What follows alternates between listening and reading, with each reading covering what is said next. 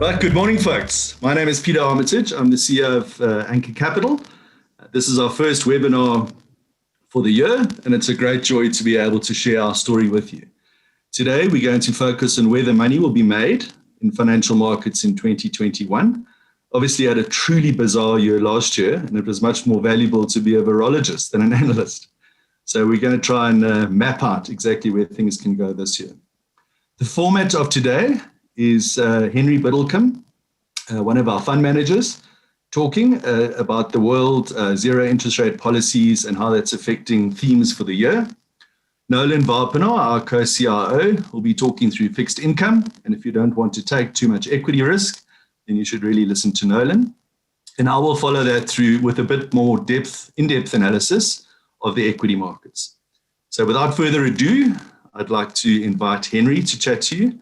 Henry spent most of his investment career with Anchor Capital. It's about 7 or 8 years. He's been one of the architects of our global tech fund and truly a very interesting voice on what's happening out there globally. Over to you, Henry. Thanks, Pete. Good morning, everyone. And really what I'd like to discuss this morning is how every year there are 2 or 3 key themes which can explain 80% of the market's volatility. And we don't think that 2021 will be any different. But before we get into what we think those will be exactly, I think it helps just to set the stage going into the new year. And I think it's fair to say that most of us are suffering from a certain level of cognitive dissonance. And that is our experience on the ground doesn't match up with what we're seeing play out in capital markets. On the ground, we're witnessing job losses. We're witnessing business failures. We're living under restrictive lockdown conditions, and the macroeconomic data doesn't look positive. And yet in the capital markets, we've seen a rapid recovery. We're reaching new all-time highs, and we've got a fairly fervent tech sector. But I think the point I want to make this morning is that although we've seen a recovery at an index level, this is not last year's market. And that becomes very evident when you break the performance of the S&P 500 down on a per sector basis. And if you have a look at the top 3 contributing sectors to the market's return last year, you'll see that it was a tech story, essentially. Even the consumer discretionary sector was essentially an Amazon story. So those 3 sectors contributed around 17.3% of the S&P 500's total return of 18.4%. The physical economy and the more cyclical end of the economy essentially got left behind. So how does that tee us up going into 2021 from an investment perspective? Well, I think you need to consider the forces that are currently acting on global capital markets. And to my mind, the most obvious and the most powerful of which right now is global monetary policy. The fact is, we're living in a world of zero interest rates, of zero interest rate policy, of ZIR. And I think we all understand the basic theory behind how lower interest rates result in higher valuations, right? Future cash flows are ultimately discounted at a lower rate, which results in a higher present value. But the current situation is actually far more significant than that. The fact is, global monetary policy right now is historically accommodative. And to illustrate that, I've put this chart up. Now look at the blue line. It shows the US federal funds rate going all the way back to the 70s. And you can see that we're essentially at 50-year lows. And we can debate the usefulness of a chart that goes back 50 years. But even in the context of the last 20 years, interest rates are very, very low. And that's had a profoundly positive impact on market valuations. If you have a look at the brown line that shows the PE of the S&P 500, you can see we're at almost 50-year highs, trading at 30 times earnings. And I think a lot of you will have deduced by now why I'm putting this slide up. And that is to point out what is a fairly clear risk to equity markets in the next 12 to 18 months, and that is interest rate normalization. And I think it stands to reason that given the extreme point that we're starting from, when interest rates do start to normalize, the impact of that on valuations will be equally as pronounced, albeit in the opposite direction. But it's not just about higher discount rates and how they may impact equity valuations going into next year. I think we're also expecting the elevated tolerance for risk that investors seem to have at the moment to normalize. And if you have a look at the 2 risk curves that we've plotted on this chart in front of you, you can see the normal risk curve, and then below it, you can see the zero interest rate policy risk curve. And you can see how mechanically zero interest rate policy has forced market participants to take on more risk. In the case of investor A over here, who normally holds a combination of cash and treasury bills, they have now had to take on more risky corporate debt to earn the same return. Investor B, who normally invests in private equity, has had to invest in more risky venture capital investments to deliver the requisite alpha to his clients. Now, these are all very intentional and very necessary consequences of zero interest rate policy, right? This results in companies which would have been starved of capital during the pandemic having access to capital. So it prevents corporate failures. But unfortunately, ZIRP's also quite a blunt instrument. It also has undesired and unintended consequences, and those sit right at the high end of the risk curve. And right now, we're seeing a huge swathe of excess capital that seemingly has an infinite tolerance for risk. So when you start asking the very good questions, like how can Tesla, which produces 500,000 cars a year, be worth more than General Motors and Ford combined? Why has Bitcoin rallied so hard? Why can Uber, which may never make money, trade at a market capitalization of $100 billion? Well, the answer in all of those instances is most likely zero interest rate policy. And it's just not sustainable. And we're seeing this excess tolerance for risk show up in several different areas. And one of the more interesting places, in fact, is in options trading. So we all know that you buy call options when you're bullish on the market and you buy puts when you're bearish on the market. And going back to 2015, you'll see that the ratio between calls and puts stays fairly constant. But look at what's happened in 2020. The jaws have opened up and the volume of call options has started to run away from the volume of put options. And this is indicative of a lot of speculative investor activity in the market. The other area which I find quite interesting is the nature of capital that's being raised in the primary markets through IPOs. Now, this is quite a busy chart, but what it shows you is the percentage of capital raised in the IPO market per sector. Now, I want you to focus on the burnt orange color right at the top there. That shows the amount of capital raised for SPACs, special purpose acquisition companies. Now, these are by definition speculative investments, right? They're essentially cash shells which sit on the market and raise cash from investors, which will be deployed in the future into new operations or new ventures. And you can see that in 2020, around 1/3 of the capital raised in IPOs was raised for SPACs. So that, again, is indicative of a lot of speculative activity in the market. So the point to make is, I think at this point, fear of missing out has displaced calculated risk-taking. Narratives have almost become more important than fundamentals. And bull cases, in a lot of instances, have actually become investors' base cases. So how is that impacting the way we're thinking about investing in 2021? Well, this year, I think we're going to favor grounded valuations, valuations that still make good fundamental sense. We're probably going to avoid being overexposed to the momentum names that did so well over the last 12 months. So by way of example, we like Facebook, Alphabet, and Amazon. These are all stocks that lost a little bit of momentum over the last few months for reasons we'll discuss later. And we're looking to avoid the more obvious momentum names like Airbnb, Zoom, and Uber. But of course, all this talk about interest rates and the inflation that may spark interest rate normalization does beg the question, what will cause this inflation? Now, if you look at an economy like the US, where 70% of the GDP is essentially driven by consumption expenditure, it makes sense that you need to check in on the health of the US consumer, because these are the guys that could ultimately spark inflation.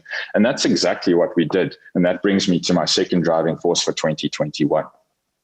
Now, to start the story off, I thought I'd use the headline of the Wall Street Journal, I think 3 or 4 days ago, and it read like this: COVID-19 upended Americans' finances, but just not in the ways that we expected. Now, this is a photograph of a woman named Christina Rogers. She's an optometrist that works at Walmart. She has 2 children and a husband. And going into the pandemic, she thought she'd come out on the other side poorer. She thought she'd have to dip into her savings. But instead, what happened? Well, at the beginning of the pandemic, stimulus checks put around $2,400 in her pocket, and they're about to put another $2,400 in her pocket. She added stocks to her portfolio after the crash, and since then she's up 20 to 30%. And interestingly, she was also able to refinance her fixed mortgage at a rate of 3%, which just 2 years ago was costing her 5%. Now, on a typical $500,000 mortgage, that's an average monthly saving of around $830, which is material. And you're seeing all of this starting to reflect in the macro data that we watch. So, for example, no matter the income quartile that you're looking at, the median balance in American checking accounts is up meaningfully from last year. So Americans were sitting on almost no cash last year. Right now, they're sitting on between $250 and $1,000. The average interest rate on a 30-year fixed mortgage, for example, is almost at a 50-year low, saving people a lot of money. And interestingly, the average American credit score is actually quite healthy as well. You have to remember that Americans are still quite scarred from the GFC in 2008. So they've been managing their finances a lot better. So they were better prepared going into this crisis. And this is all reflecting in a much higher savings rate. In other words, the percentage of income that consumers save after paying their expenses. And you can see over the last 5 years, it's been hovering at around 7 or 8%. But when the pandemic hit, it skyrocketed to 5 times the normal level, to about 35%. And even as it settled down, as soon as September last year, it was still sitting at 3 times the normal level. So to put a dollar value to this, Americans have basically put away $1 trillion more than usual into their savings. Okay, and this is a really significant number. To put it into context, it equates to around 5% of US GDP. So this is meaningful pent up at least spending power. Now, we're not sure when it's going to hit the economy, but my guess would be it's going to be at some point in the next 12 to 18 months as the vaccinations start to take effect and as the pandemic starts to subside. And this could certainly start to impact inflation. So from an investment perspective, how are we thinking about this? Well, we actually favor consumer-facing cyclicals. So businesses which actually stand to benefit from a little bit of inflation because it helps revenue growth. We're looking to own things like US banks, companies that extend consumer credit, healthcare stocks, which are still beaten up and haven't recovered fully yet, and beach stocks. That's a term that's recently been coined to describe stocks in the hospitality sector. So, for example, we like a business called Cisco, which distributes foods to all of the restaurants in the US. And that's still down around 15 to 20% from its January 2020 levels. And interestingly, this year, we're actually looking to avoid major index tracking ETFs like the S&P 500. Why? Because we think you're sitting with a barbell structure in the market, and you don't want to give up the gains that you make on the portion of the market that still exhibits relative and absolute value on stocks that have probably run a little bit too hard in the short term. Now, the third factor that I want to discuss actually started to become a factor last year. And it's not just playing out in the US, it's also playing out in China, albeit in a slightly different way. But it's becoming very topical now, given the incoming Democratic administration. And that is the issue of antitrust in tech. Now, we all have a sort of cursory understanding of what antitrust legislation is. It's there to allow for the functioning of a free market, but while preventing the prejudice of the consumer and preventing anti-competitive activity, which ultimately stifles innovation, and that negatively impacts growth. But the fact is, over the last while, it hasn't been working too well. And if you look at the tech giants now, they've kind of been through a golden 15-year period where they've been able to run rampant and either acquire their potential competitors. And if that doesn't work, then they simply intentionally run at an operating loss and they bleed their competitors dry until they fail. And because I'm an analyst, I like to put numbers to things.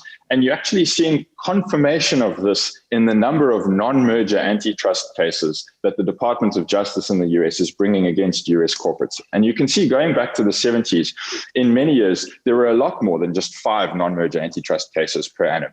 But after 2000, there was only 1 year over the last sort of 15 years when more than 5 non-merger antitrust cases have been brought against US corporates. And the impact of this has been that startups aren't succeeding. So despite what you're seeing coming out of Silicon Valley, startups as a percentage of overall US businesses has dropped over the last 30 years from 14% to just 8%. And this is growth negative. And you can see confirmation of this in the concentration of our equity market. And that's representative of the power that these companies have, right? It's very cheap capital.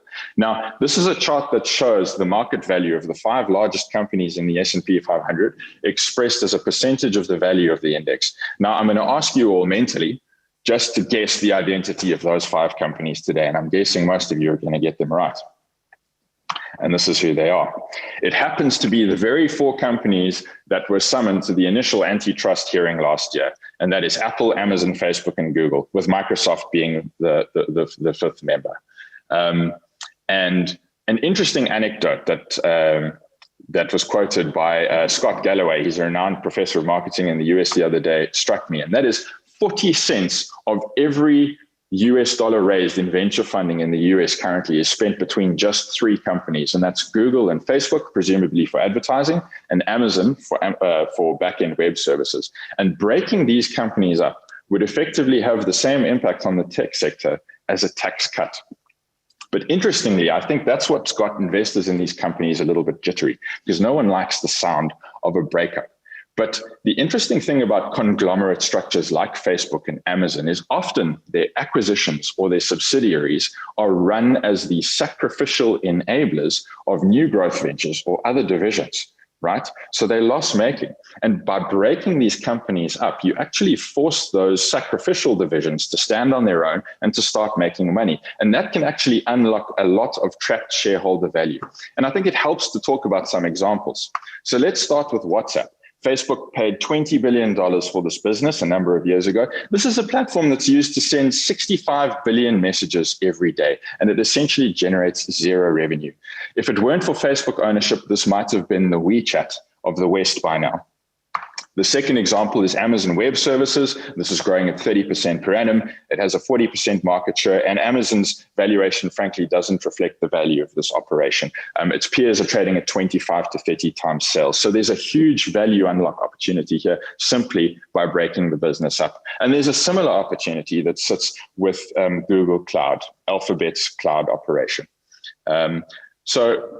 Ultimately, we believe that the very typical remedy of breaking up conglomerate structures in an antitrust scenario could end up creating a lot of shareholder value in 2021. So how are we thinking this from an investment perspective? Well, I think that's clear. We're looking to buy into the current weak sentiment. We do own stocks like Facebook, Alphabet, and Amazon, and we're looking to avoid those software as a service stocks, which are already trading at 25 to 30 times sales, simply because the relative opportunity sits in the big cap tech stocks where antitrust has dulled sentiment a little bit. So this kind of brings me to the end of my presentation, and I just want to end off with a brief summary. And the first point to make, I guess, is that we do believe that tech's recent outperformance is justified. Okay, several very powerful secular trends have been brought forward by a number of years. And we do think that tech will continue to outperform the broader market over the long term. And that's exactly why we started and continue to run our global technology fund. However, there are instances of over-enthusiasm in the market, and you need to avoid those. And we do believe that you need to acknowledge that zero interest rate policy is having a noticeable impact on some valuations, and this will normalize. Secondly, the cyclical end of the market is pricing in a certain extent of continued pain. And ultimately, stimulus and inflation will be catalysts for a positive move there. And that's probably where the big opportunity in the market sits for 2021. And a fund like our Worldwide Flexible Fund, for example, is very well positioned to capture that. Around a third of that fund currently sits in US financials. And then lastly, the regulatory developments that you'd expect to see from a new democratic administration will likely yield investment opportunities. Antitrust is one of them. We think that could actually unlock a lot of trapped shareholder value. So I'm now going to hand over to my colleague, Nolan Wapner. Yeah, so just to introduce Nolan, thank you very much, Henry. That was very interesting, as we've come to expect. For those of you who weren't around at the beginning of the presentation, Henry's just had a chat. Nolan, our co-CIO and head of fixed income, is now going to tell us about the fixed income world. I'm then going to chat about equities, and we'll have a question time afterwards. Please feel free to answer questions in the Q&A box at the bottom. It's a hell of a lot of fun to sit here in your study and talk to so many people. Over close to 2,000 people registered for this presentation, and there's well over 1,000 logged in at the moment. So Nolan, over to you. Thank you very much, Peter. And everybody, thank you very much for dialing in. We really appreciate on our roadshows, this being the first one of 2020. 2021, how many people actually do take time out to come and listen to us. And it's wonderful to see that each time we do this, the number seems to grow. So thank you very much. As Peter has introduced me, my name is Nolan Gardner. I'm Co-Chief Investment Officer, and I'm going to start to get into the detail for different asset classes. I'm going to talk a little bit about the global macro environment, what that means for our asset allocation, and thereafter I'm going to delve into the fixed income asset classes. So if we look at the global environment, the best metaphor is at the moment from a macro perspective, it feels like a tug of war. It's a tug of war that started last year with COVID effectively and the consequences of COVID effectively pulling to slow down the economy, and then governments and central banks reacting with fiscal stimulus. In other words, the checks that Henry was talking about, sent out to people, increased government spending, etc., and then monetary stimulus, which is basically interest rates cuts, and then bond buying programs, quantitative easing. So you've got this tug of war that's taking place, and in 2020, clearly COVID won, we had a significant global recession. Moving into 2021, this year, we think this will be the year of recovery. So we think that the effect of COVID will reduce. We think it's going to slow down. And similarly, actually, we expect the effect of monetary and fiscal stimulus to slow down, and that the tug of war will basically be less strong on each side. Unfortunately, though, if you think about it, they're not both going to slow down by exactly the same amounts over time. So at times, I think the pull from COVID might be stronger. At times, the fiscal and monetary stimulus pull might be stronger. And that means we're going to be in a volatile environment, because the market is going to react as we feel one side or then the other, seems to have the upper hand at any point in time. In terms of COVID, obviously vaccines is the reason that we expect the COVID pull to dissipate over the year. And Peter is talking after me. We'll talk a little bit more about that. In terms of fiscal stimulus and monetary stimulus, we have seen very significant stimulus. And we expect that President Biden will shortly announce the next stimulus package, which hopefully will put $900, it's 35,000 Rand in the back pockets of Americans, that lady that Henry had up a few minutes ago. Significant stimulus into the market. The thing is, that's probably peak stimulus. That's likely where it stops, and thereafter stimulus slows down. In terms of stimulus, you get stimulus, as I said, from the central banks, and you get stimulus from the government. We are talking, we've got here a chart showing the size of the balance sheet of the US Federal Reserve over time. And basically, you've got a time series, you've got the size of the balance sheets, and you can see how over time the balance sheet has grown. This effectively is a graph showing you the amount of stimulus that the Fed has pumped into the American markets, into effectively the global financial system. And what's interesting about this chart is about a year ago, I stood with a graph that looked very much like this. And I was talking about how the US had been trying to reduce the amount of stimulus, trying to withdraw the stimulus. And you can see how that graph actually turns down from about May 2018 through October 2019. The thing is, that little withdrawal of stimulus, just that little amount in the context of the greater volumes, caused massive ruckuses within the global environment. We had banks in the US that suddenly were squeezed for cash. We had massive dislocations in the interbank funding market. We had LIBOR that went completely crazy. And that's the consequence of a very little withdrawal, just to put it in perspective. So what happened in 2021? Well, the Federal Reserve turned around and just absolutely sort of hit the market with a tidal wave of stimulus. We've seen that manifest in asset prices over time. We've learned from our previous experience, stimulus once given is very difficult to retract. So we don't think that the stimulus will necessarily be taken away, but we do think that further stimulus is unlikely beyond the near-term checks that we expect to be sent out. So from that perspective, we expect the benefits of stimulus to slowly dissipate, and it's a question of how it dissipates versus what we're seeing on the viral side. That's going to cause the uncertainty and the sort of volatility that I was talking about. Looking at economic forecasts, what we've got here going back to 1980 is in the dark blue bars, the actual global economic growth year on year, and you can see how the economy is growing. You can see 2008, a small recession. That puts in context the extent of devastation globally in 2020, which is one of the most significant contractions on record. Interestingly, the light grey bars are forecasts, and you can see the economies are expected to rebound this year. The rebound is expected to be tail-ended. In other words, once the virus is under control because of vaccines. But the other point I'd make is that actually the rebound is slightly smaller than the rebound after the global financial crisis in 2020, and the rebound also is a little bit uncertain because of how this is going to play out. So it is still an uncertain world. That being said, the broad consensus is that we're going to start to see a massive bounce back from the lower positions we're in. Looking at South Africa, though, we've got to look at the South African macro environment. There's a tug of war going on within our own government and within our own country. And it's basically a tug of war between the government trying to manage itself so it does not run out of money versus the government trying to regain people's trust so that people start to invest in our economy, so that our economy starts to kick off again, starts to burn the way it should. So in that context, this is an old discussion that we've had for many times. There's nobody in South Africa who isn't aware of the difficult dynamics that our government is facing, and this is something we're concerned about. In the short term, the markets are going to be looking at wage. And the government is looking to rein in its spending by basically freezing state employee salaries. We can debate about whether or not this is appropriate, but the long and the short of it is the government is doing this because it has no choice. There is nowhere else that is going to be able to cut expenses by a sufficient amount to actually get the finances under control.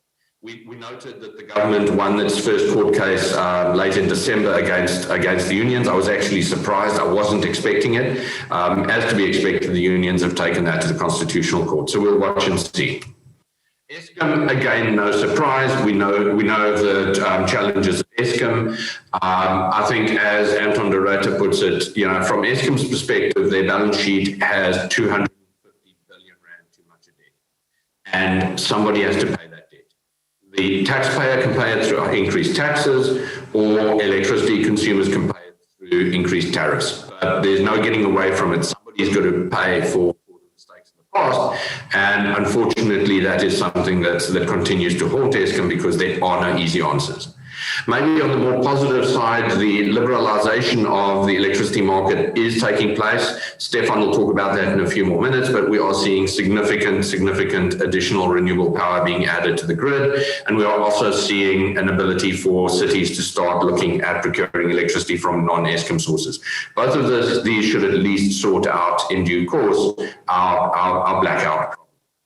And then finally, we are hopeful for the construction initiatives, the growth initiatives announced by President Ramaphosa. And I'm again going to allow Stefan to talk about this further. But it's really very important for South Africa to start to focus on initiatives that build infrastructure, build the right infrastructure, and finance it appropriately.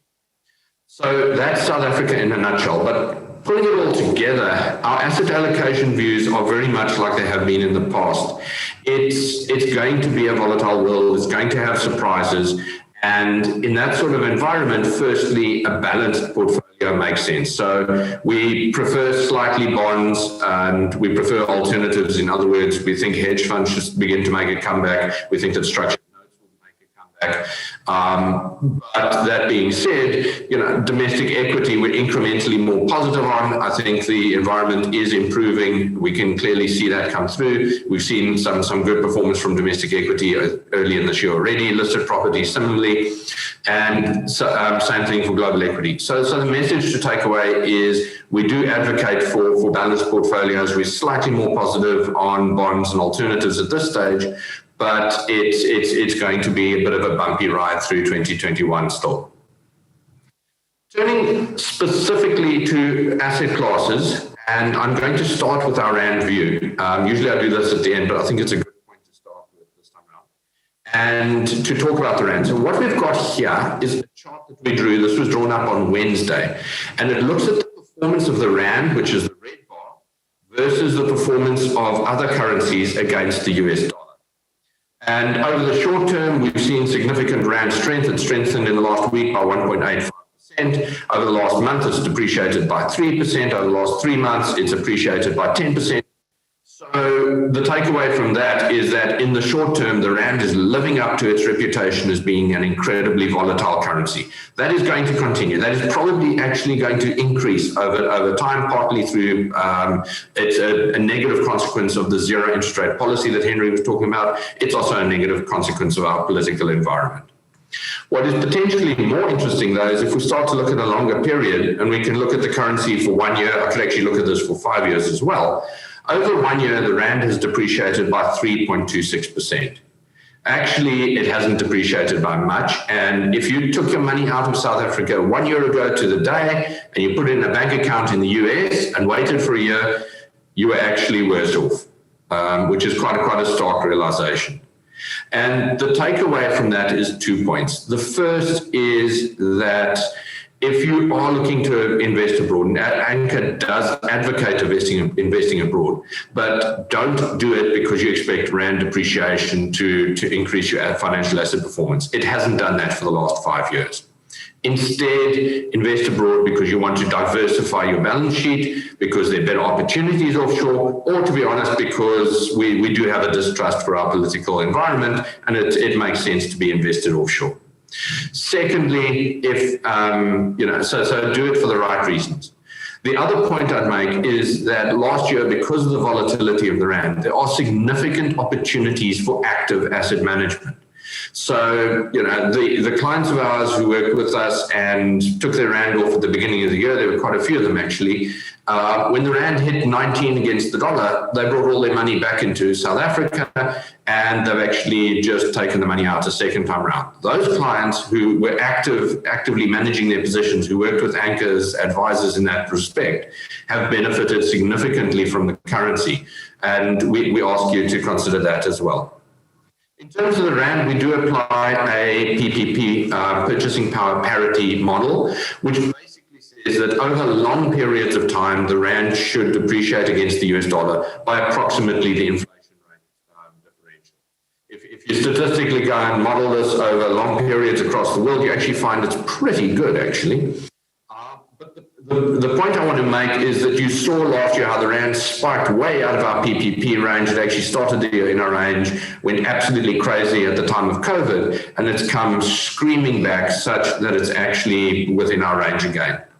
Our view on the rand looking forward is that it's going to be a bumpy ride. It's probably going to push out of the range at some point. However, it's very likely to come back into range. And from a year-on-year basis, we think the rand is probably fairly valued right now.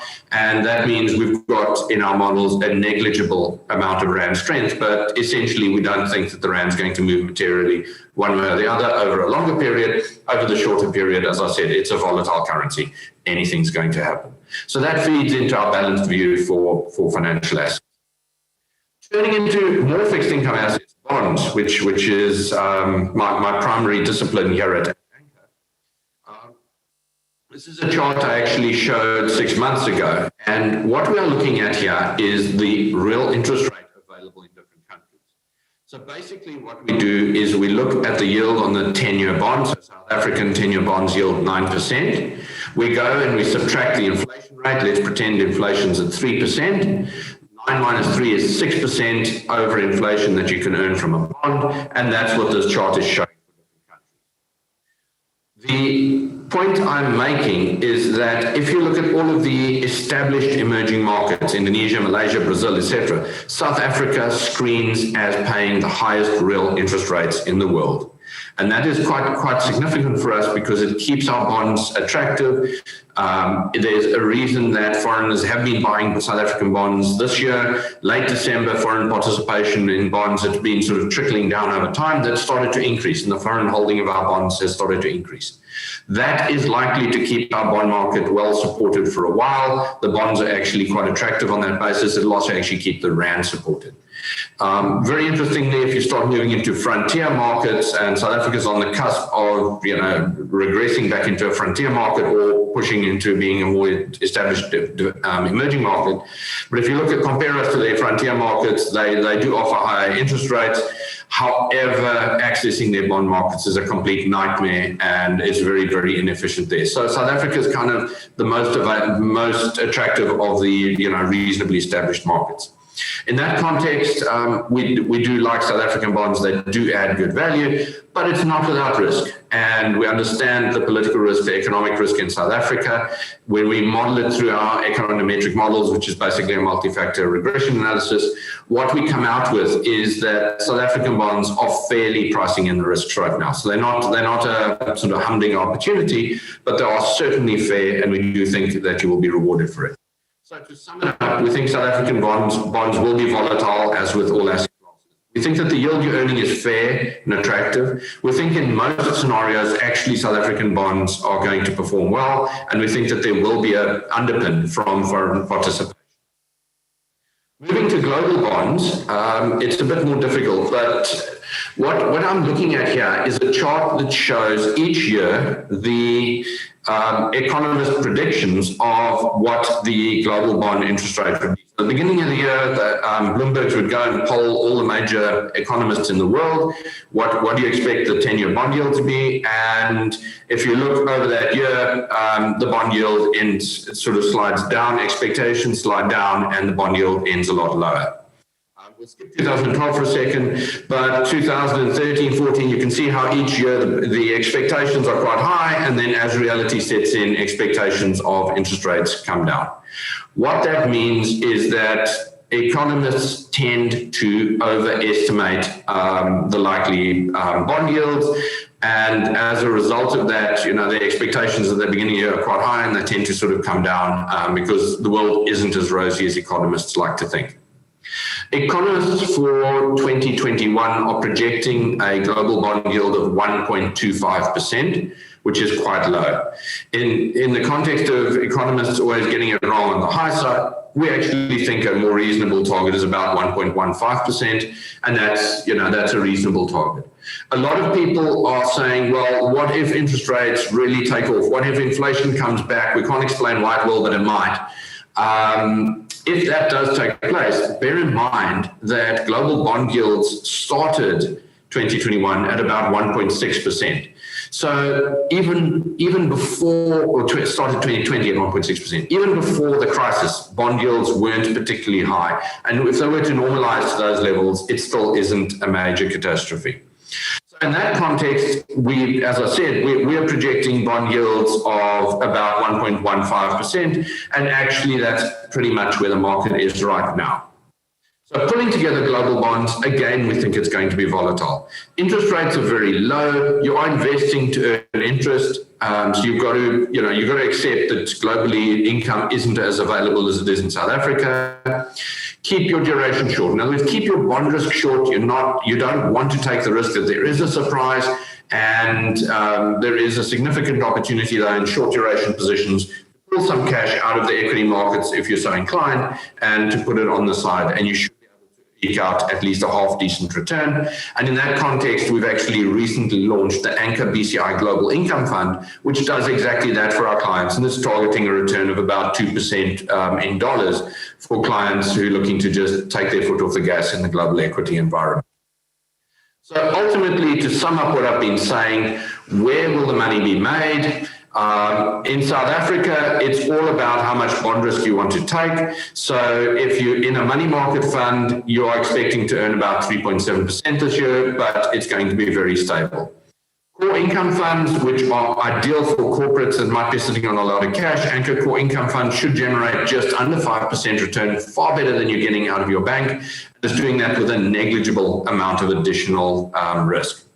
Flexible income funds is ideal for retail investors, not corporates, but other investors who want to invest, pull some money out, sit on a safer pile of money. You're taking a little bit of risk, but you're going to earn between 5.5% and 6% on that for the year. So that becomes an attractive proposition for many people who just want to de-risk at the moment. And finally, we've got the bond fund for investors who are looking to generate significant income. We're averaging just under 9% returns on that as an expectation, but you are taking quite significant risk up and down. Over the long run, bonds are mean reverting, which means it's all going to work out in the long run. You've just got to have the stomach and the comfort to sit and wait for the long run, which isn't always that easy. But income does offer an attractive investment proposition. Summing it all up, where will the money be made? Domestic fixed income, we should be able to generate between 6 and 10% per year. It means buying bonds, it means being patient. Global income, we're going to avoid duration, we're going to hold corporate bonds, and we're looking to earn between 2 and 3% yields for our investors. So with that, I'm going to hand over to Peter Armitage, who's going to take you through our equity views. Thank you very much. Well, it's hi, folks. I'm now going to take you through the equity market, the place that's always the most exciting. You can make a bit of money over time, you can lose money from time to time, but we're very proud what we've delivered to investors over the course of the last 10 years of our existence. In summary, we're in a bull market, and we've learned over time not to fight that. Bull markets can go on for much longer than is expected, and it's justified by valuations. And with the primary force being the stimulus being added by the Fed in the US, we expect this to continue. But we certainly, as Henry indicated, we're looking very carefully at valuations and where the world sits. If we look back on 2020, South Africa was basically flat from an equity perspective, with the financials part of the market suffering and still down as a result of COVID. Whereas globally, you got about a 15% return in US dollars. So we landed up in the year with a very interesting kind of picture, 35% down and then about 50% up. Our 2021 projections are positive returns from markets, and this is looking 12 months out, but we think markets could go a lot higher than the projections of 5% for global and 11% for local before leveling off and people taking some profits. The bull market conditions are certainly prevalent, but it's very important to understand that the market is priced for perfection. Valuations on a forward basis, so the MSCI World is about a forward 21 P multiple, and that's about 30% higher than average. Some, for it to be a little bit above average is justified because earnings growth is likely to be strong this year and next year. But certainly, if things go wrong, there's a fair amount of downside potential. We make the point that all eyes are on Israel from a COVID and vaccination perspective, and I'll go through more of that. And emerging markets are currently pretty strong.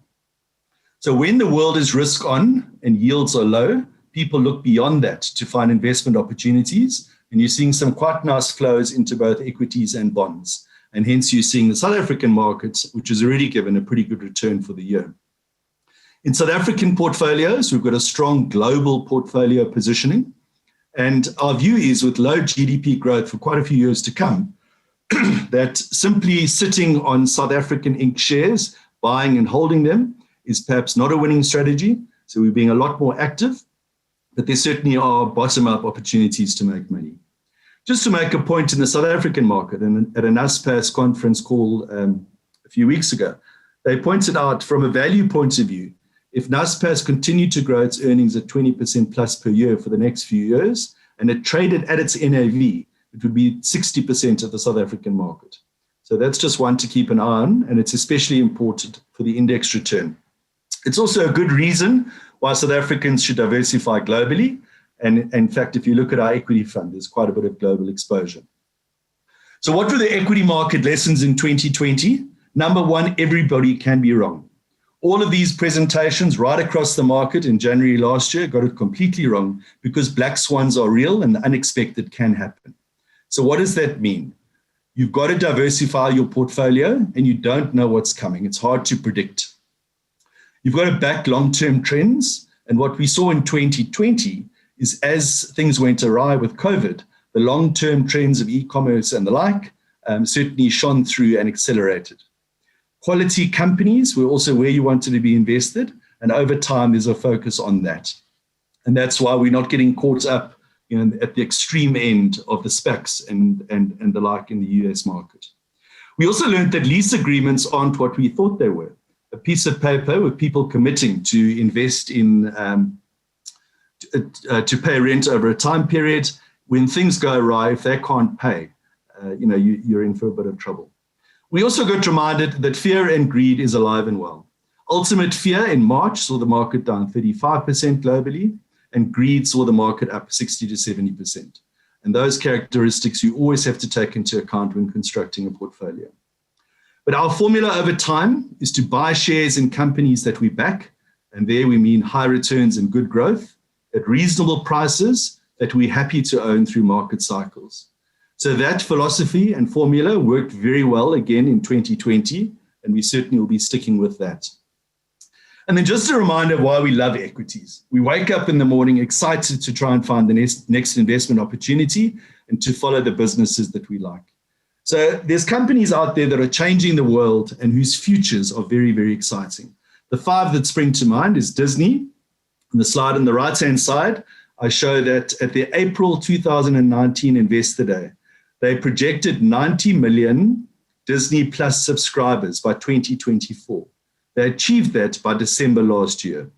At their Investor Day in 2020, so a month ago, they increased that forecast in 2024 from 90 million to 260 million. All of the Disney properties are now looking at 350 million subscribers by 2024 from 100 million today. So you can sit with a lot of comfort, invested in a business where you know that kind of growth is as close to guaranteed as you can get. As Henry said, Facebook, there's 65 billion WhatsApp messages a day with no revenue, and that will become monetized. With Amazon, global e-commerce penetration is still only 16%. Chegg, our education play, we think you'll see dramatic differences in elite tertiary level education over the course of the next few years.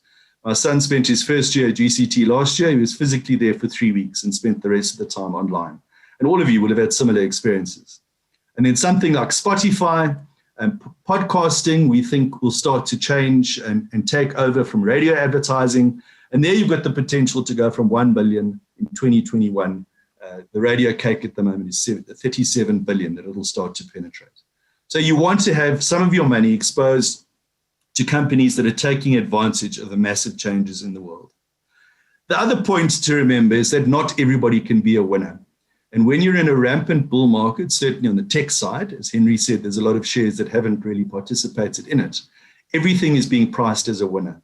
And that's why we think it's increasingly dangerous to take your exposure through ETFs and passive investing. It's becoming increasingly important to pick the winners. I was watching CNBC last night, and one of the participants said, "Dear friends, do not make decisions based on valuations." That probably worked last year, because ultimately the companies that did really well, if the business fundamentals are good, the prices ran hard. But we certainly always use valuations in our assessments, and it's an incredibly part of a long-term philosophy in order to get returns. So the real driver of markets is effectively earnings growth. And here you can see the S&P in 2020, earnings were down about 20%, about 18 to 20%.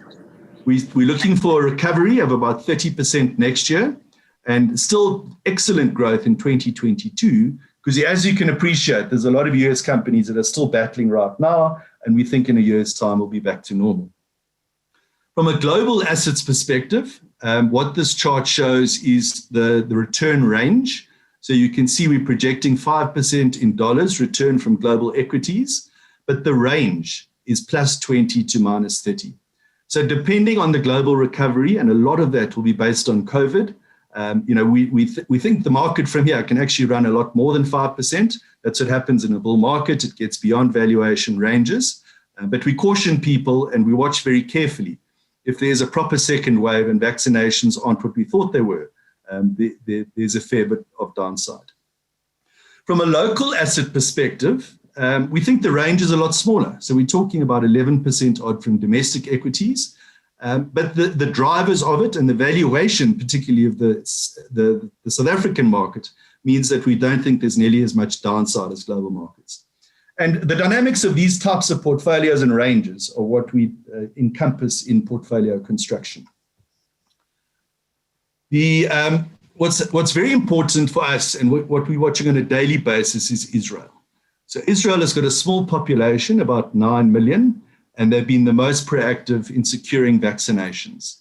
They now, as of yesterday, sit at 26% first dose vaccinated, and it's possible that within 2 months, everybody that is going to get a vaccine would have got at least a first dose, and a lot of them a second dose. So we've got to watch very carefully to what this does from a virus point of view, and it gives us a clue, almost a trailer of the vaccination impact around the world.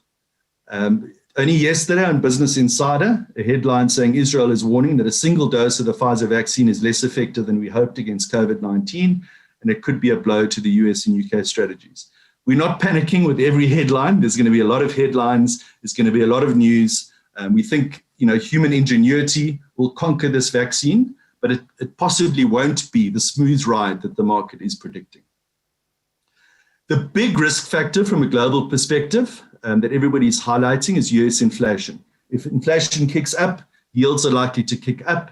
And as Henry indicated at the beginning, a big driver of what's happening in markets is the fact that money is so cheap, rates are at zero, and you're forced into the risk curve. I thought it was quite illustrative to give you some comfort from a US inflation perspective.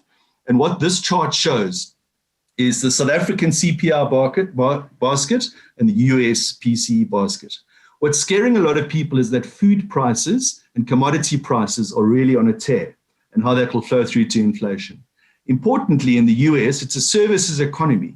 And because so much value is added to product, the actual food and commodity price impacts are not that big.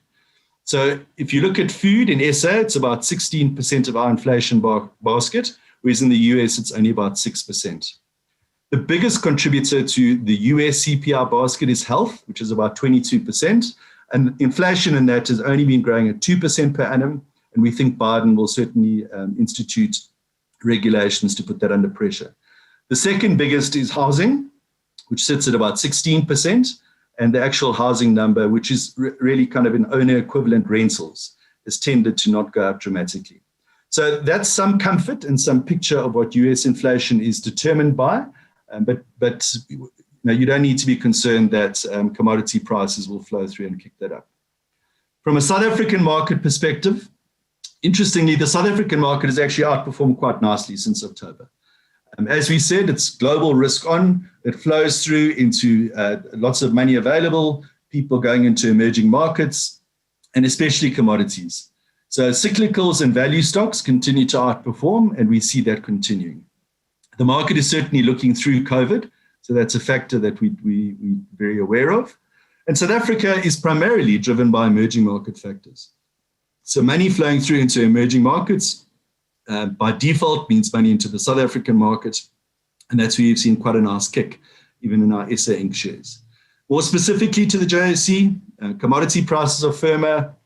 We're quite bullish on Naspers and Prosus this year, and a cyclical upswing in domestic growth, creating pockets of opportunity for alert management teams. We've got to try and assess what the impact of this will be. This is Google's mobility graph for SA Lockdown 2.0. If you look at the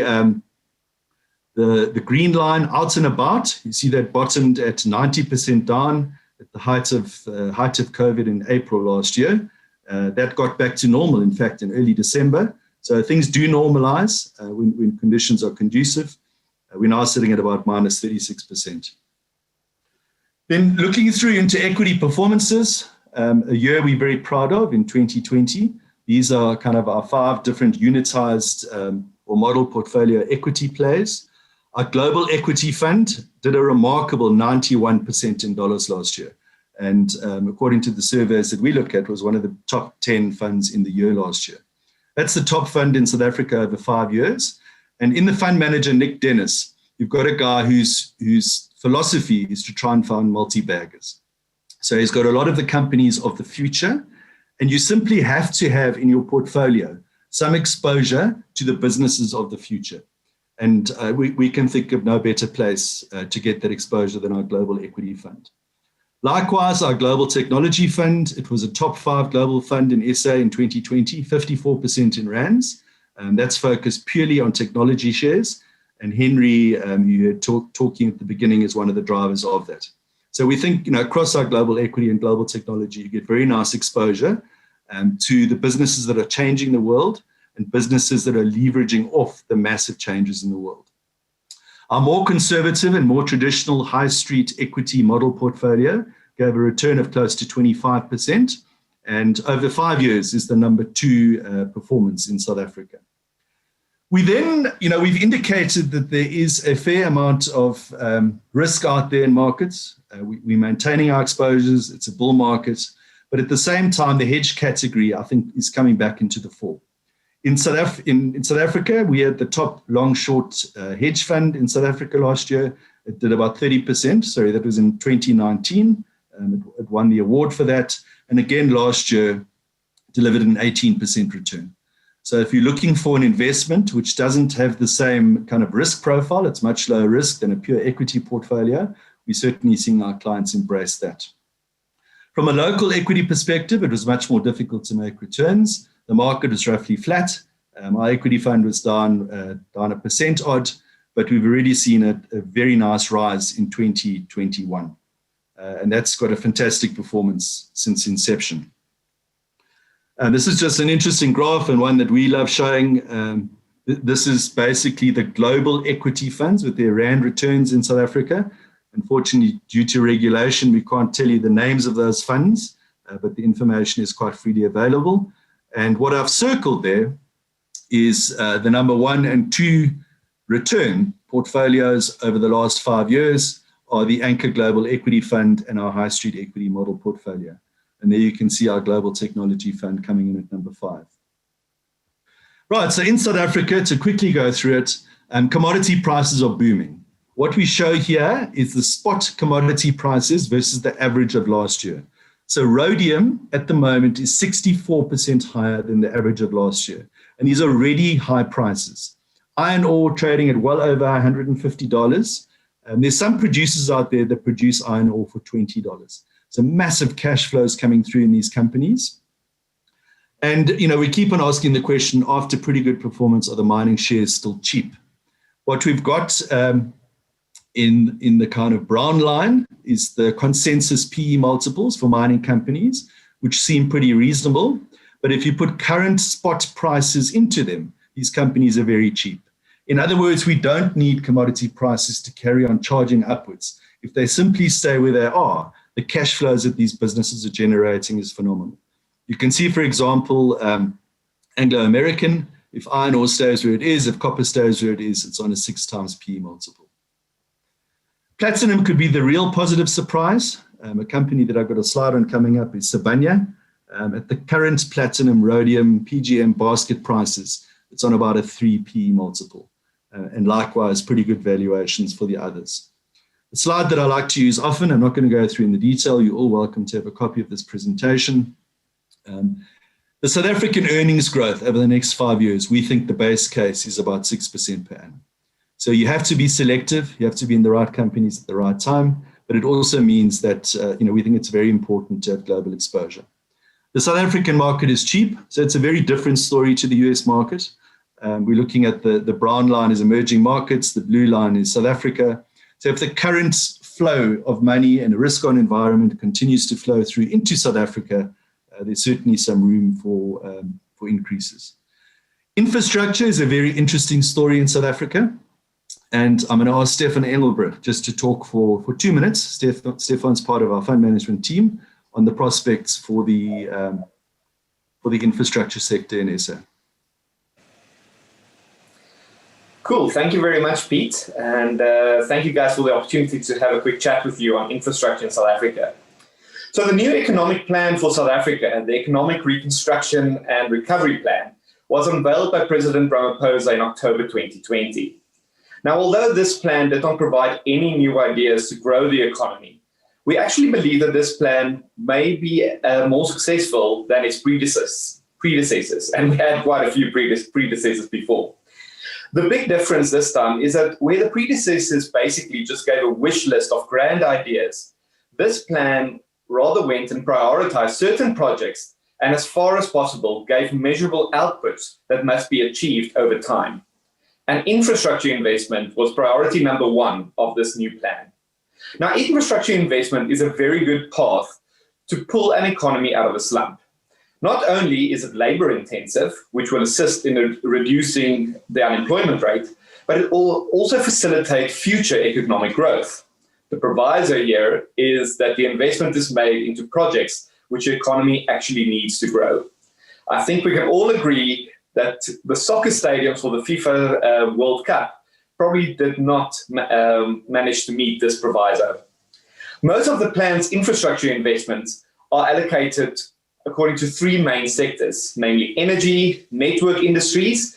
These will include road and rail networks, ports and public transport, and then social upliftment.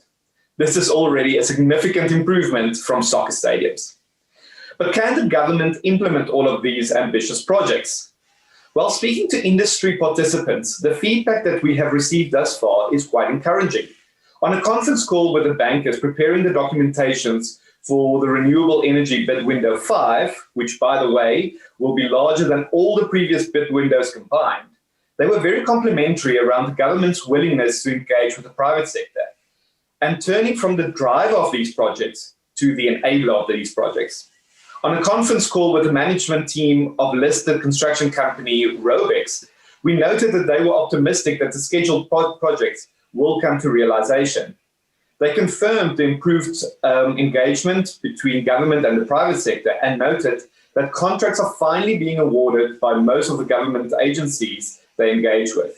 Recently, Robex announced that they have been awarded 2 multi-billion contracts from Sanral, who has been out of the market for almost 5 years. Given the dire state of the SA economy, the lack of urgency is still excruciatingly frustrating to us. But it does appear as though the wheels are turning slowly.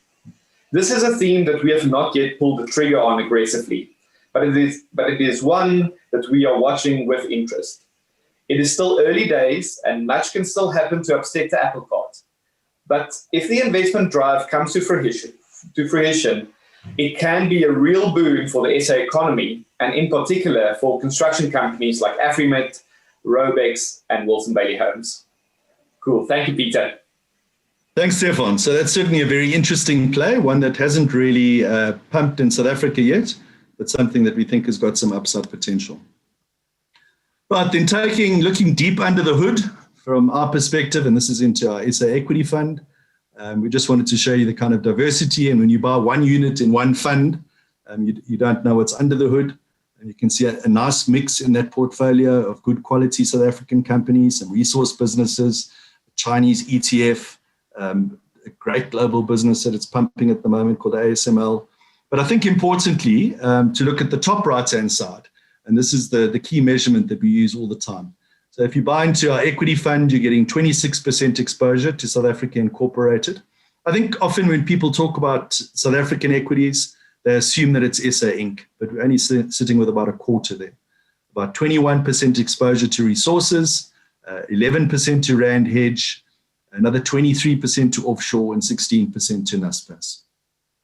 So to quickly run through some interesting shares, Sibanye Stillwater, if you look at their debt numbers on the left-hand side, they peaked at $25 billion debt. Everybody was very nervous. The company is now generating 40 billion plus in cash flows at the moment. And you're only paying about 3 times that. And we love a company like Bidcorp. We think it will get back to the business it was pre-COVID when COVID is over. It's a global business, lots of exposure to Australia and Asia when things are getting back to normal a lot quicker. So this share was 350 Rand a year ago. We think it can well be 400 Rand in another year's time and currently sitting at 280. MTN, the telco space, is at a fantastic year globally because as you'll appreciate, demand for telcos has gone up significantly, data and the like, but simply because of its Nigeria exposure, the share price has done horribly. We largely judge Nigeria. The biggest driver there is the oil price, which is positive. So there's a lot of Nigeria risk there, but you're not paying for that. And this is a 65 Rand share that we think is worth well over 100 Rand. You can't really do an SA equity presentation without talking about Naspers. Bottom line is the 10-cent part we think will grow its earnings at a compound 25% per annum for a few years to come, which is absolutely amazing given that it's one of the top 10 businesses in the world from a market cap perspective. And then the Naspers rump, the non-10 cent stuff, the earnings profile that you can see on the right-hand side is very strong and we think will add to the whole equation. Interestingly enough, if the non-10 cent businesses in Naspers were listed today, which is classifieds, payments, e-commerce, and a few others, we think those individually would all have done fantastically well. The Naspers discount is now around the 50% mark. So you're buying this business at half price. And I think people have been bored by the story and have forgotten that management has actually put things in place to unlock this discount, and they're waiting for regulatory and tax approvals. So I can't tell you when, but we're very comfortable to own this business. And at some stage, without warning, there'll be an announcement of some kind of unlock, which would provide a further kicker. So guys, that's the summary of where we think the money will be made. Domestic equities, 11% for the year, but the current trend is certainly higher. Likewise, globally, we're in a bull market and we're certainly not getting off that train. In our segregated portfolios, we are starting to take a bit of cash, but 5% by year end. Domestic fixed income, a yield of 6 to 10% means buy bonds and be patient. Not be patient, be patient. And global fixed income, avoid duration, hold a corporate bond for 2 to 3% yields. So we're in a bull market for now. I think we've given you all the perspectives. We're hanging on to the story, but I think a very clear message that as investors and custodians of your capital, we're treating it with caution. And, we certainly are trying to find the shares and companies that still offer some value. Right, we're now going to move over into a Q&A session. I'm going to start with Matt Castle and maybe to pose this to Henry. Is it as simple as when ZIRP reverses that we'll see sky-high valuation multiples also reverse?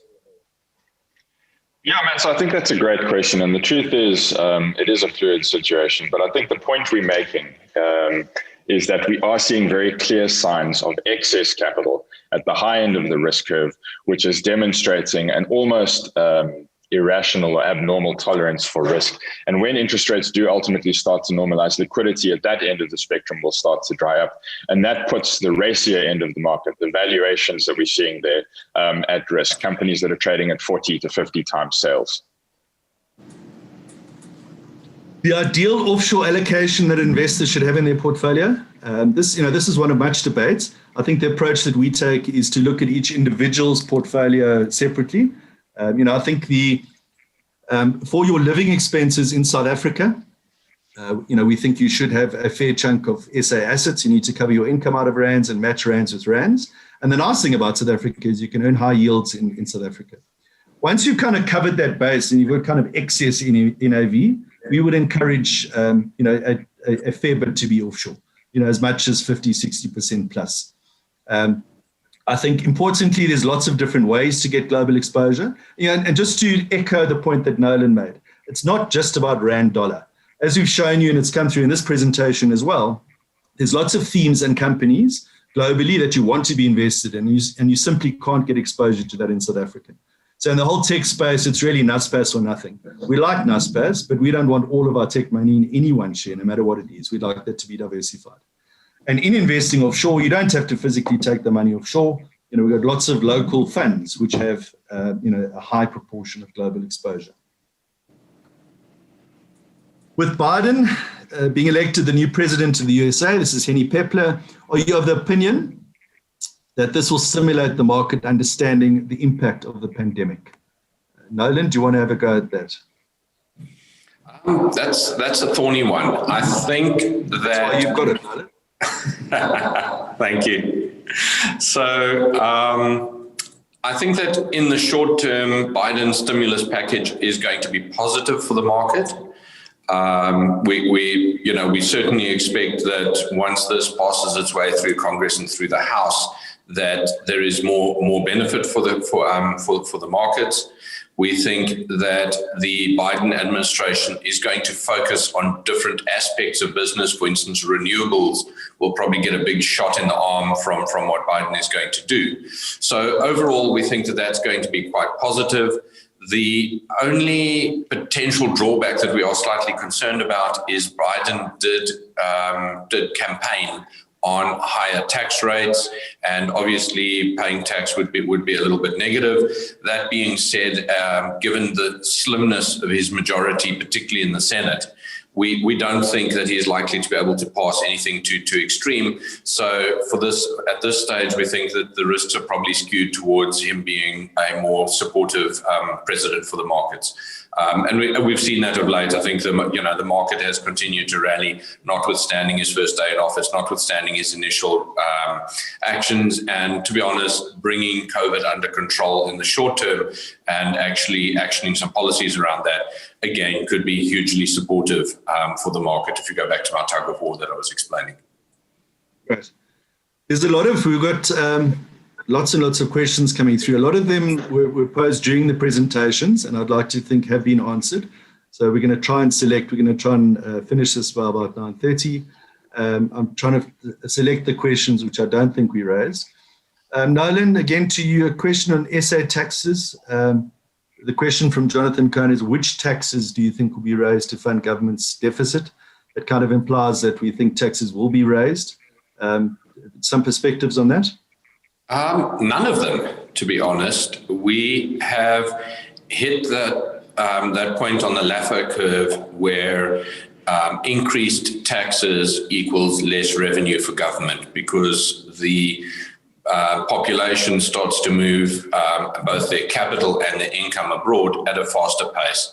So the government, from the perspective of increasing taxes, knows that it's actually going to just increase the incentives for avoidance structures. It's going to increase the incentives for people to immigrate from a tax perspective. In the short term, it might give you a short-term boost while people respond, but in the long term, it is negative. The current administration is very aware of this, and if you look back at what the finance minister was talking about in the October mini budget, basically they were saying that increased taxes are going to be 10 to 15 billion rand.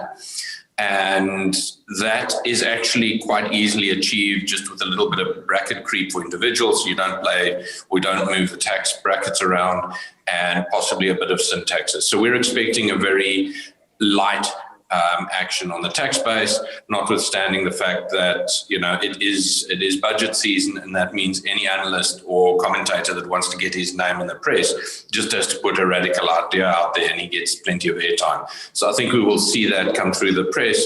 However, I think the orthodox nature of what our finance ministry has been doing will keep the tax hikes quite contained. Okay, a question. If we're expecting 11% for the year from the local market, it's already given 8%. So why not cash in and put the money into an income fund? A very good point. In fact, we were discussing that yesterday with our projections for the year. I think our projections are very much based on fundamentals and valuations. It's very difficult to predict sentiment over a 12-month period. And when the market's had a nice run like it has this year, it's very comforting. It's great to see people making some money. But that, things can go beyond valuations, and things can get more positive for a time period. So I think we perhaps are a little bit conservative. If things do happen quickly, we don't necessarily want to take the chips off the table. What we will do is go and assess the companies that have given rise to these returns. If the market's up 8, that means some companies are up 20, 30. So perhaps take a little bit off the table. But I think the core view is staying invested, and certainly for conservative investors, if things went up another 5%, I'd be inclined to move some into our greater array of income products. Henry, one for you. Chris Ertel, what is your view on the government regulation plans for Alibaba and Tencent and the potential risks? Yeah, so I think what you're seeing play out with Alibaba right now is more of a show of power from the Communist Party. Jack Ma was very vocal about the legacy Chinese banking system going into the anti-IPO. But the broader sort of antitrust initiative in China was put into place already in January for the reasons we discussed during the presentation. And that is these tech companies, both in the US and China, are essentially unregulated. And this regulation is necessary. And I think we discussed why. With Alibaba specifically, I think that's created a great opportunity to own the stock. It is a material position in our technology fund. In the context of the tech sector, it exhibits tremendous value. And financial is still an incredible business, and I think it will still IPO in the next 1 to 2 years. And then on Tencent, they've kept a relatively low profile. And again, the valuation looks favorable. So those are both stocks I like. And antitrust in China, for the same reasons I discussed in the presentation, is not something I'm afraid of. It certainly wouldn't deter me from investing in the space. And then another one for you, Henry, is Prosus just as good an investment as Naspers? I think for me, the fact that management is incentivized at the Naspers level is probably the most compelling fact. But how do you view it, Henry? Yeah, I mean, the primary driver of those two stocks will be the performance of Tencent, and Tencent is a performance that we really like. But as you've mentioned, you've got the discount dynamic with Naspers, and management are incentivized to close that discount. So I like both, but I'd probably err towards preferring Naspers for that reason. Nolan, with respect to our view on US inflation, a number of analysts are predicting dollar hyperinflation, not inflation in the medium term as a result of QE. And how do you think about the apparent paradox that central banks can now seemingly print enormous amounts of money without a material impact on inflation? This is really one of the core issues around, and one of the reasons I put up that inflation slide. Perhaps you want to give some perspectives, Nolan? Thanks, Peter. And I think this is something we've been discussing since 2010 when quantitative easing started. And these analysts were running around crying hyperinflation. If anything, over the next decade, we've seen a dearth of inflation. So we haven't seen that inflation. And the question is why? A year ago at the Roadshow, I was talking about the consequences of printing money and saying that one of the reasons for this is that the velocity of money has slowed down. So basically what it means is the money tends to sit in bank accounts longer. It isn't getting spent as quickly. It tends to find its way instead of into the real economy. It finds it into the investment portfolios. Look at the lady that Henry was talking about. So for all of these reasons, the money has tended not to spur inflation. And if anything, one would argue the inflation has firstly been in financial assets, which arguably in cases are at unrealistic levels in terms of prices. Secondly, the money, Americans have got lazy because they haven't had to work as hard to keep a big cash balance because there's just more cash around at the moment. And the combination of those factors has not led to inflation. Could that change? Yes, it could. But at the moment, I think it's reasonable to expect that the trends that we've seen for the last decade will continue, and that the latest bout of stimulus won't lead to inflation either. And instead, we'll probably see a velocity of money slow down again. Rather technical response. Sorry. Thanks, Nolan. Stefan, one for you. The view that from Gerald from Roy, the view that JSE listed stock is cheap, are we not potentially looking at a massive value trap? Should one look at where the SA economy is with bonds coming to an end in December 2020, which is obviously past? Yeah, thanks, Peter. The South African market has actually been a value trap for 5 years now. For 5 years, the South African market has actually looked to reasonable value. And it just hasn't come through. And it just points out again that you need earnings growth to keep a sustainable trend in the market. We are still of the opinion, especially in the domestic economy, that these are companies, although we have to give credit to the management teams, we have some very good management teams, but it's probably companies that currently, due to the low GDP growth, they are companies you want to date.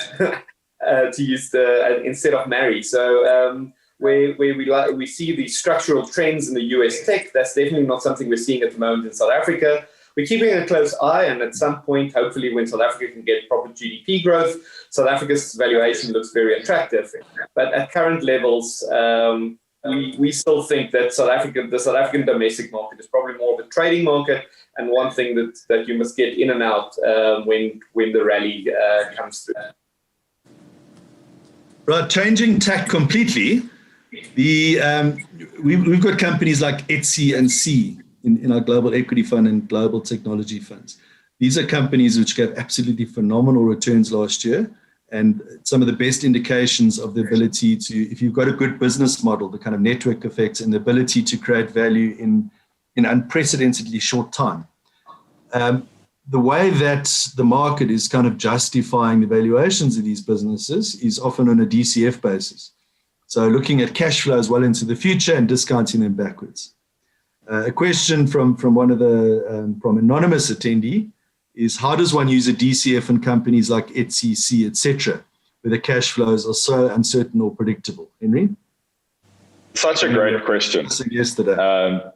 Yeah, we were. And in fact, so you still use the DCF, right? But what you have to do is you have to address what you think is the total addressable market for that business, and then assume what their terminal market share will be. And then you take that revenue and you apply a notional profit margin to it to calculate the enterprise value of the business. So it's a little bit of a guessing game, but I think you can get to a pretty good answer with some pretty good accuracy when you start referencing similar companies and similar sectors. But the key factor here is that under current circumstances, the market is willing to look forward 15 years to the point where those businesses become profitable. And Pete always makes the point that that won't always be the case. And when market conditions do eventually turn, the market won't be as forgiving, and the concept of a notional profit margin, unfortunately, won't ring with market participants as strongly as it does now. So those businesses will typically experience a lot more pain than the rest of the market when conditions turn.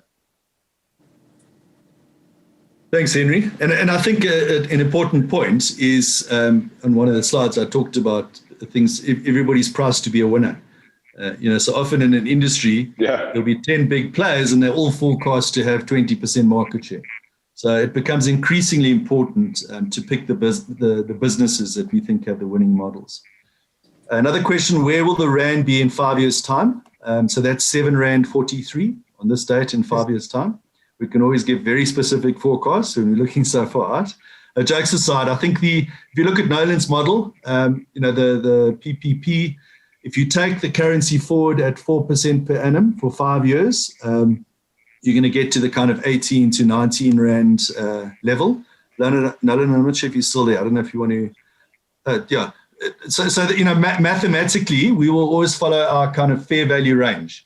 But as you've seen, it can swing either side of that for quite some time. But Nolan, maybe you want to add some perspective to how people should look at the currency from a 5-year point of view. Peter, I think you've summed it up. The central point, the fair value of the Rand in our model will basically show depreciation of between 3 and 4% per annum. So times 5 years, 15, 20% weaker than it is now. Yeah, that's somewhere around about 18 Rand, just very quickly. In terms of where will it actually be, we've seen that the Rand is generally within about a 1 Rand range of fair value. That's where it spends most of its time. So somewhere between 17 and 19 in 5 years' time. And then at times of stress, it can be multiples of that. But a reasonable sort of guess is 17 to 19 with a big risk of being wrong. I think the point I would make on that, though, is that the policies being adopted by the Reserve Bank, and we saw they didn't cut interest rates yesterday, and the policies being adopted by our finance minister are very, very orthodox, incredibly so at the moment. And as a result of this, these policies are going to be quite inflation negative. We're going to see lower inflation. I think it's just the way the world is going to be in South Africa for a while. Partly it's a slow economy, partly it's the policies. That over the long run will sort of slow down the Rand depreciation. However, yes, the Rand is still going to depreciate against the developed market currencies. Henry, one from Martin Lowe. Henry, great presentation. At the risk of sounding facetious, are you and we not suffering from a bit of cognitive dissonance regarding Apple? Yeah, I guess so. I think Apple is actually one that I've gotten wrong over the last while.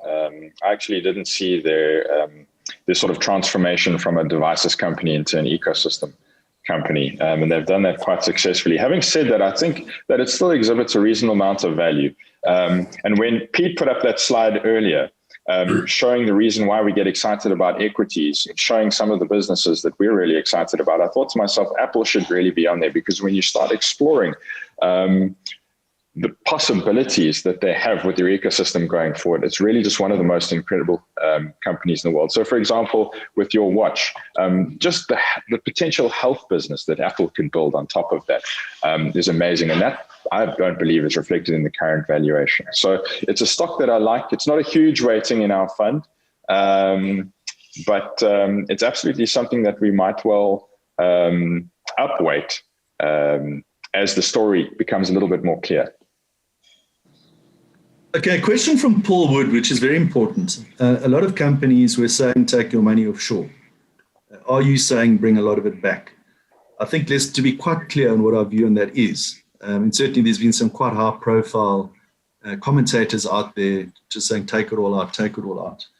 We think that if you are a global investor, South Africa is 1% of the globe, and you should have material and healthy exposure to offshore, and particularly offshore equities. Offshore bonds can come into play when they can give higher yields. If you're a South African, you need to have costs in South Africa matched with rands. So, the investment opportunity that's available offshore means that offshore should be the default with additional cash that you get on board. Having said that, the currency is something which has enormous volatility. The South African rand moves on average R2.50 from the high to low every year. So when you're taking money offshore or you're adjusting your portfolio, you've got to take that into account. And when the currency is charged out to 19 to the dollar, when our fair value is 14.50, we certainly weren't encouraging people to ship their money offshore. We think a fair value for the currency is in the 14.50 to 15 range. So in externalizing capital, we think it's a fairly comfortable place to take it offshore. The question, of course, is what do you do with it? You have to be prepared to take some equity risk, and I think we've shown how we address it. So I think that's to be clear. We're not saying bring all your money back. Currencies can move in unexpected ways. We can come down to 14, but investment money is long-term money, and what we do with clients is look 5 years out what the targets are, where they want to get to, and take a long-term journey. We typically don't buy an investment instrument with a short-term perspective unless it's very clearly a trading view. I don't know if any of you guys want to add to that comment.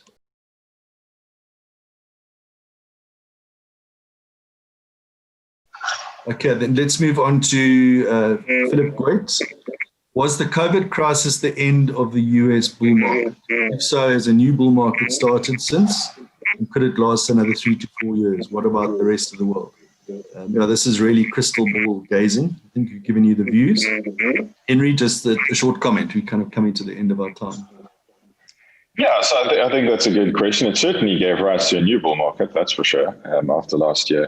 Look, there's been a significant level of stimulus that's come into the system. And sort of trading conditions over the next 12 months in the US should start to normalize. So all of this bodes well for economic activity and by extension, the market. Interestingly, though, the market's got a bit of a barbell structure. So we spoke about that earlier on, where you've got a part of the market that is exhibiting a lot of relative and absolute value, but you've got another part of the market which is actually run really hard and it's looking quite hot. So at an index level, I think your return expectation over the next while should probably be fairly subdued. But if you can position yourself on the left-hand side, I think you stand a very good chance of outperforming the market. And as Pete says, I mean, the market can run a lot harder for a lot longer.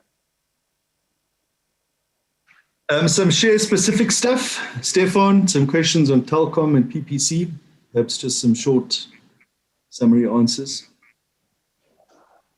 So perhaps just I'll comment on our view on Telkom at the moment. We find it quite interesting. Listen, Telkom is not a good company. Over time, its business model will come under pressure and margins will probably deteriorate over time. However, the management team has taken some real active steps to try and unlock some value. And if we do a sum of the parts type of calculation on Telkom, and we believe we're actually quite conservative, we can easily get to a 46 Rand type of target price where the market is currently trading at about 32. However, that is very much reliant on Telkom management team being able to unlock. PPC, that's a very interesting one. We quite Stefan, just of interest, just to tell people that there's about 80 questions that have come through. I think about 10 of them have got PPC in them, so it's certainly one that people are watching quite closely. Yeah, and it's unfortunately one that we are quite cautious on. We quite like the story of South Africa, and the African GDP or infrastructure play. They're coming off very depressed levels. However, that Zambian operation is still concerning. It does look as though they're making progress in that. However, until they are able to untangle themselves from the debt burden that they're carrying there, we believe that it is a very high risk, high return type of investment. It's a little bit too high risk, too high return for our funds at this stage. But we believe that if they are able to untangle themselves from there, the story can actually continue further, and you can actually wait for that to play out before you take on the substantial risk or the event risk of themselves being untangled from that structure. Nolan, some continued questions on the currency. So just to be quite clear, our Rand view now and 12 months out. Nolan, you're on mute. Unmute. Sorry, I'm battling a bit with my microphone, but I think you guys figured that out by now. Our Rand view on the currency 12 months out is for the Rand to probably be in the range of about 14.50 to 15. That's that's a reasonable expectation in the context of what's going on in the world. Obviously, around that, you can add a wider range, which is somewhere between about 13.50 and 16. But yes, somewhere between 14.50 and 15 wouldn't surprise us. It's the most likely outcome. Right, guys, we've got to 9:30. The scheduled time was that close. Thank you very much for all your time. There's still over 1,000 people watching the presentation, which I found quite remarkable. It's an indication of what's possible at this time in history. So thank you very much. Feel free to, we've answered, I think, a lot of the questions. Obviously, the time isn't there to answer all of them, but feel free to contact us personally, and always at your service. We look forward to the next one. Thanks, guys.